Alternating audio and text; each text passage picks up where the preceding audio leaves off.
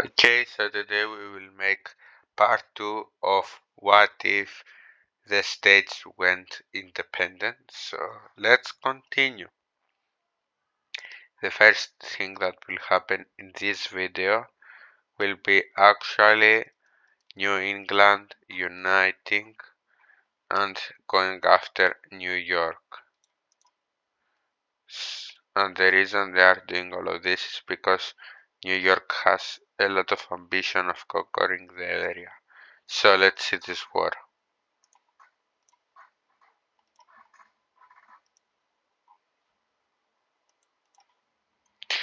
New England will actually be the one starting the war and will quickly capture all of Connecticut, reaching up to nearly New York Prime. But New York will not let that slide and will win an important battle, pushing them out of the country and even starting an invasion into New England. And after Boston is taken, the capital of New England, everything seems rough, with New York probably winning over Maine.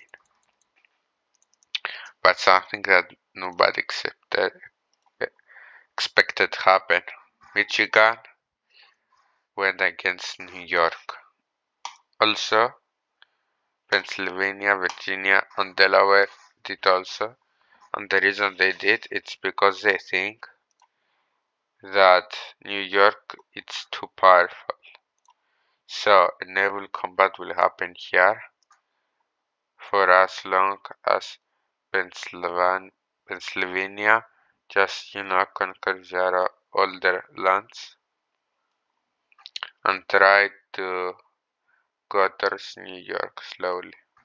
So there's kind of a tie now until Ohio joins in the side of New York. This will be very positive for New York because, like, very quickly Ohio will capture Detroit, making the Michigan Navy kind of disruptive, and New York will get complete dominance together with the Ohio Navy over the East Coast, not the Lake of Michigan, which is the most important. But at this time, another power will join the war, this being Florida. And they will actually declare war on North Carolina, which nobody thought that will happen, but it did. And in a secret plan with Virginia, Florida will quickly blitzkrieg through the country, beating Virginia and starting to send forces up this way. Now, by the way, now a new invasion to capture Cleveland has happened. With slowly the Pennsylvanian army advancing more and more, while New England basically completely collapsed, with Maine only remaining to defend against New York. By the way, it's very hard to supply Maine at this point. But we see something surprising. We see that California decides to join this war, the side of New York. And after that, the nation which wants complete dominance over the United States joins against them and does together with Florida what they did, what Florida and Virginia did, with them basically invading the states between them to connect better with each other. So after they will knock him out, Texas just lines up its border with New Mexico, knowing that an invasion can come at any point. But California seems to just give economic aid, at least for now. But after a bit of the lands being frozen, a lot of states realize they can get their old land back from Ohio, so they join.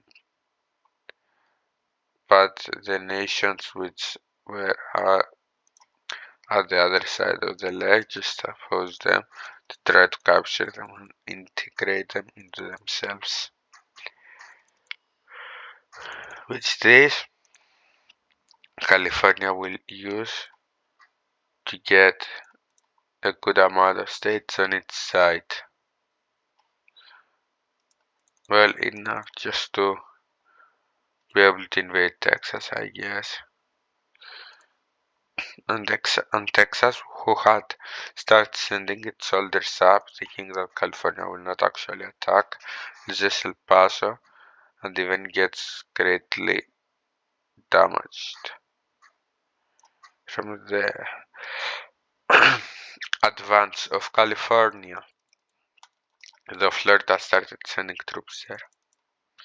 Also, after enough time, New York started to decay in supplies, and after a very successful encirculation of the city, everything falls apart.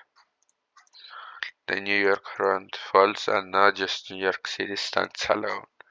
And after its complete submission, all of the troops are going against Michigan, capturing Cleveland, going down and capturing Columbus, completely collapsing the state.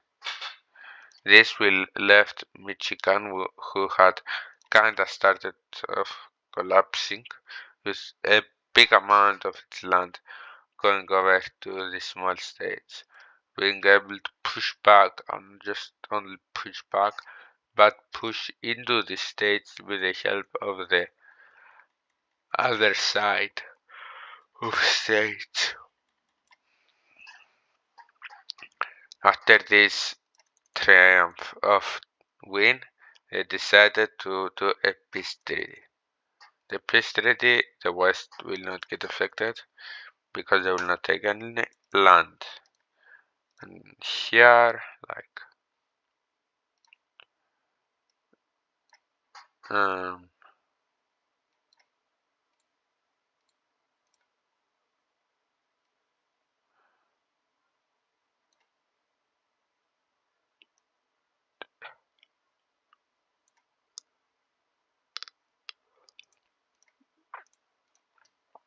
the states will get uh, the other will get to the other side of the Mississippi River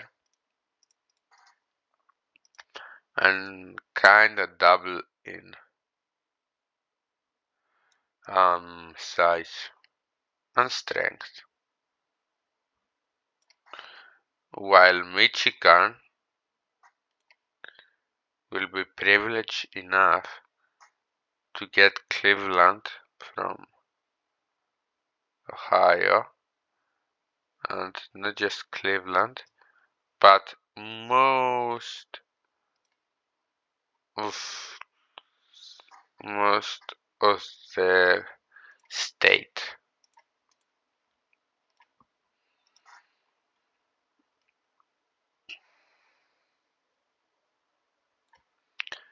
While Pennsylvania will be able to not just recapture its old territories, but even expand its territories northwards.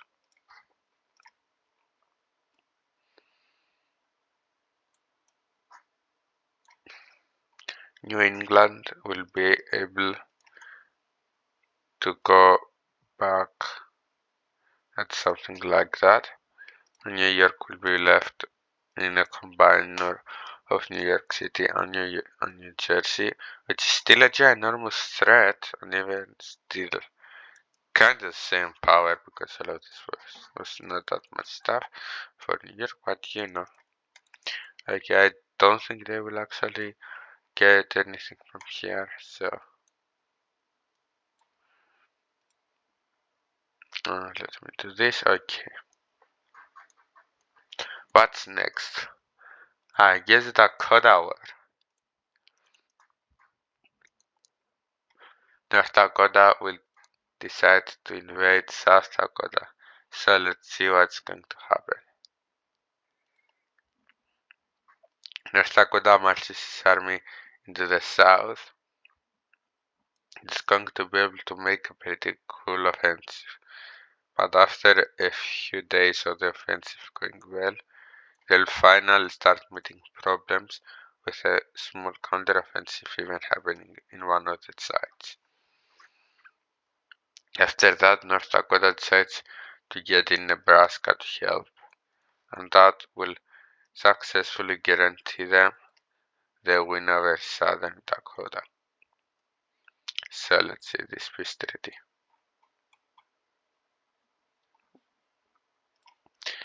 In the peace treaty, Nebraska will get all of this area, which is a lot, and Dakota will get all of this area, which is also a lot. So this is for today. I hope you like it, and bye.